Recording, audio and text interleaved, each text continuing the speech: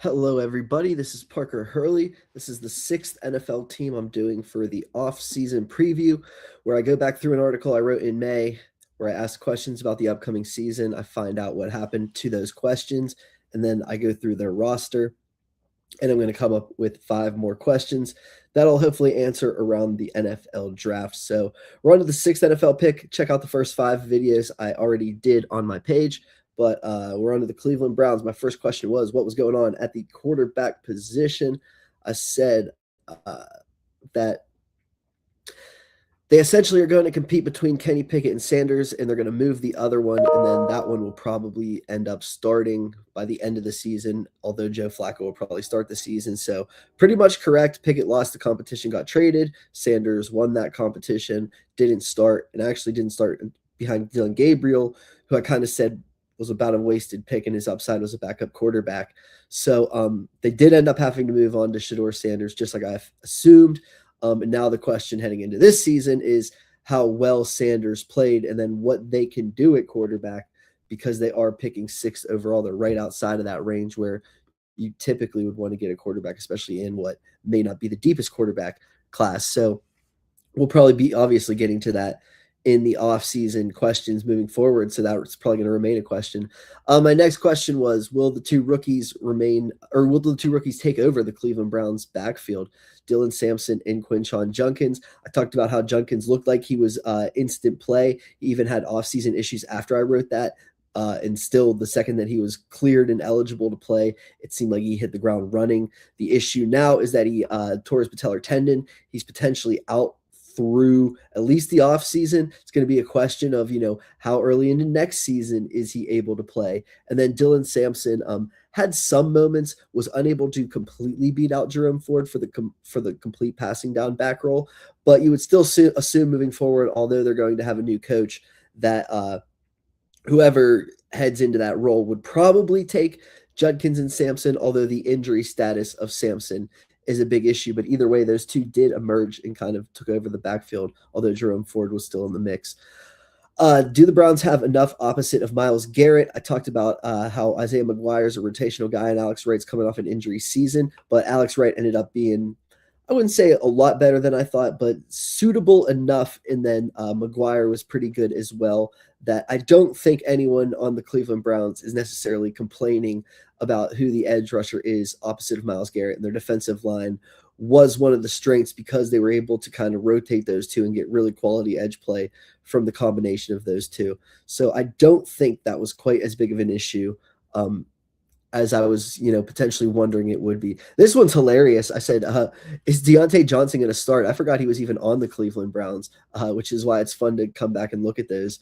But I did talk about how they have Cedric Tillman and Jerry Jeudy. And beyond that, I think my real question beyond is Deontay Johnson going to start is, who is the third receiver going to be? And it ended up being Isaiah Bond, a UDFA who had offseason issues. And still, I think his biggest issue is doesn't have the strong hands, the strong ability to make the tough catches. He's more of like a speed gadget player at this stage. And I don't see whoever inherits this team. I think the Browns staff was taking a shot on a player who was, high upside and low cost. So now this new staff may not, quite enjoy the risk because he's going to be able to add, his type of players. And it probably isn't someone like Bond anyways. So Cedric Tillman ended up missing a lot of time, and Jerry Jeudy was a huge letdown this offseason. So it's going to be really interesting to see what they do at wide receiver. That still remains a question. I said, is this the end for JOK? I said, drafting Carson Schlesinger. It looks like he's probably going to start day one for the Cleveland Browns. And he ended up being even better than I thought. And I said he was going to start all season for the Cleveland Browns. And the defensive rookie of the year hasn't been announced yet, but he's the favorite at this point. That does tend to go to, linebackers who can rack up tackles. But he also did play very well. So it's very exciting moving forward. And then the Cleveland Browns also got Devin Bush, who was looking like a bust for the majority of his career. And now all of a sudden he's starting next to Schlesinger behind this good defensive line. And they got pretty good linebacker play last season. And then my final question was, what does the drafting of Harold Fannin mean for David Njoku? I talked about how Fannin isn't the greatest blocker, but he's an instant pass catcher. And then I talked about how Njoku has improved as a blocker. So I wondered if Njoku was going to be fantasy irrelevant, and I was very correct in that, and actually not quite correct because Fannin was even obviously better than I expected him to be, especially as a plug and play pass catcher. But my questions were, who is their third wide receiver, and is Njoku going to take a step back as a tight end? It turned out that, yeah, Harold Fannin was going to step into that role. It seemed like, maybe could have put two and two together and figured that Fannin was prime for that opportunity. So that's why it's kind of good to go through those questions, and you can kind of go through the roster, look through those questions and say, oh yeah, who is going to be that receiver? It probably is going to be someone like Harold Fannin, and then you could, kind of draft Harold Fannin in things like fantasy football. Hopefully that's the value of doing this. So my roster rundown here, Deshaun Watson's going to be so fascinating because they owe him $80 million. The question is right now, do they just bite the bullet? And because if they keep pushing his money down the line, at some point it will dry out, but they're still just they're just putting a cloud over next season and then the next season. Whereas they could take $80 million of his cap hit, have him potentially try and start at quarterback next season. He's coming back. He's going to be healthy. He's apparently very close to healthy already right now. And then whatever happens after next season, the slate gets wiped clean. Whoever the coach is inheriting the situation probably is, you would assume, given the Cleveland Browns, you can't assume, you would hope that coach was given a leash through that first season of whatever happens with Watson happens with Watson. And then you can kind of start making your real moves at quarterback from that point forward. And then the reality is that it kind of helps the Browns in that they can bring back Watson, eat a huge chunk of his salary, have him compete for the starting quarterback spot against Shedeur Sanders, and then at least it gives kind of the fan satisfaction of, we are in a bit bad spot at quarterback anyways. We might as well try and start Shedeur Sanders to not appease the fans, but then at least show the fans that, okay, fair competition, Shedeur versus Watson. Whoever wins gets the chance to start next season. And not necessarily saying it goes well, but I think Andrew Berry, now that he survived the firing of Kevin Stefanski, I think when he traded down from the number 2 pick and drafted Mason Graham, it was a signal of, this is not going to be a short thing. This is going to be us sorting through the Watson thing, rebuilding our roster, and then hoping that when we clear the money of Watson, we can bring some sort of quarterback in around a roster that's starting to get built out with young talent. And, they hit on their first draft pick. So the real question I have is, they have next year they have on their roster Deshaun Watson, Dylan Gabriel, and Shedeur Sanders. They're eating $80 million, $82 million, $83 million combined. But, do you just run back with the fact that you have 3 quarterbacks? All of them have started in the NFL. You're not a team that's just a quarterback away. You're picking 6th, so probably 2 quarterbacks are going to be gone by the time you pick anyways. You don't have the cap hit because even if you traded Watson, you would have to first trade away draft picks to trade Watson. And then, so you wouldn't have the picks to sustain whatever quarterback you bring in. And then you wouldn't have the picks anyways to go and get a quarterback. So how are you filling that quarterback position anyways, if you're the Cleveland Browns, if you don't have salary cap space and you don't have the draft picks to allocate to a quarterback? Maybe they do just run back with Deshaun Watson and Shedeur Sanders, and then Dylan Gabriel's the third quarterback. So that's obviously my biggest question and interest.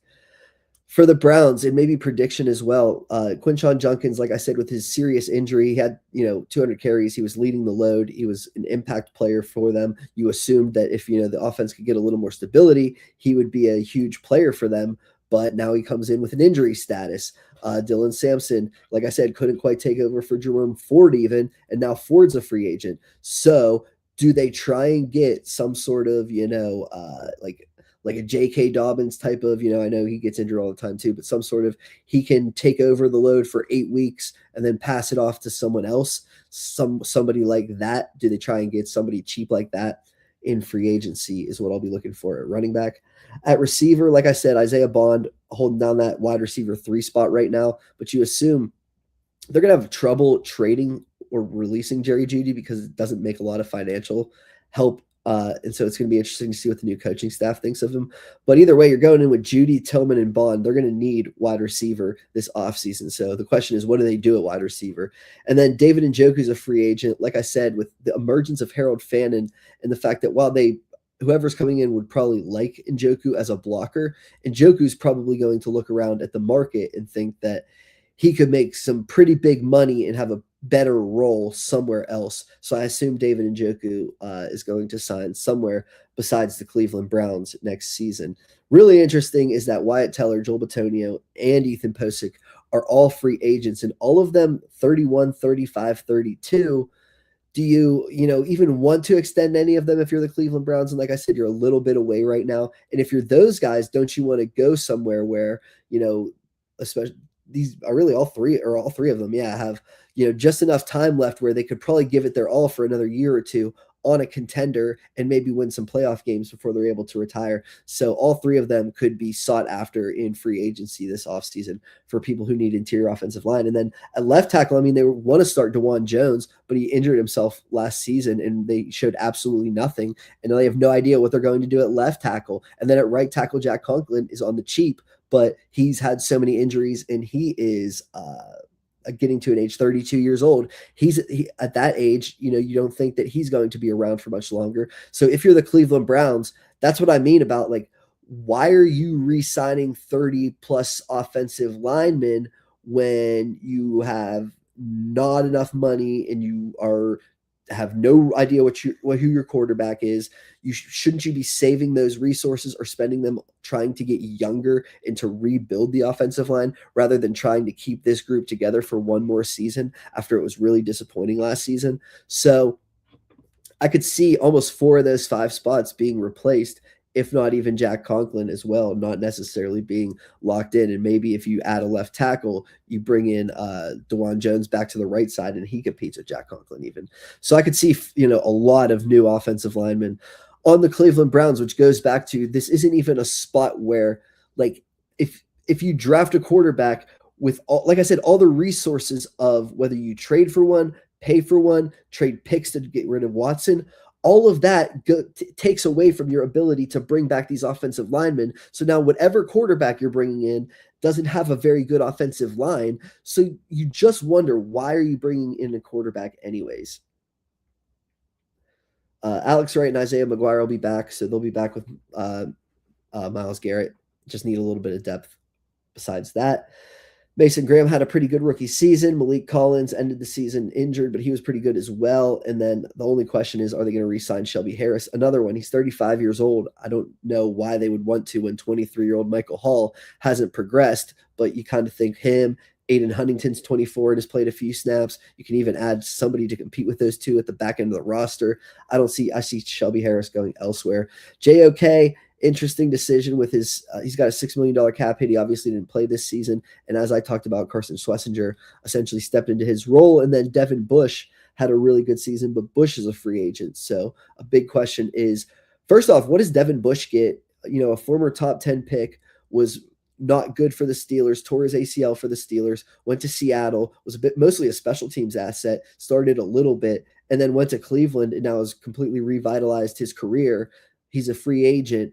If Jim Schwartz is back, you would assume they would really want Devin Bush back. But then what type of money is he expecting, given his former status, then the fact that he's pretty good this season, but then the fact that he's had, I think 5 of his 6 seasons have been bad. So what do the Browns do with Devin Bush? They traded for Tyson Campbell. He'll start across from Denzel Ward next season. Miles Harden started in the slot next year, but I could see them trying to upgrade that.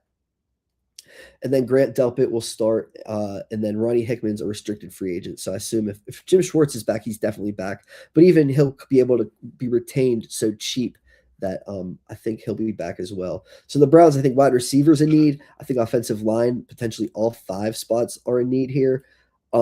Slot cornerback, safety. Those are the biggest needs that I see, because I don't know if quarterback actually is a need for the Browns right now. So that's going to be the most interesting question. My 5 questions that I hope are answered by May are going to be, could it actually be Deshaun Watson versus Shedeur Sanders when I'm writing that in May? Is that actually how the Browns proceed with their quarterback room? What happens along the interior offensive line? Do they have 4 new starters on offensive line? What's going on with Quinshon Judkins and JOK? Is Judkins potentially starting for week 1, and is JOK going to retire? Those things.